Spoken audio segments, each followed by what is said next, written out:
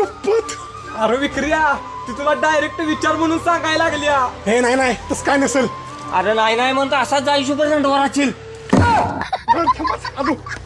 ऐक, मी आता डायरेक्ट मुद्द्याच बोलते. हा बोल की ग, ऐकतो. मला तुझ्यासोबत 7 जन्माचं नातं जोडायचं.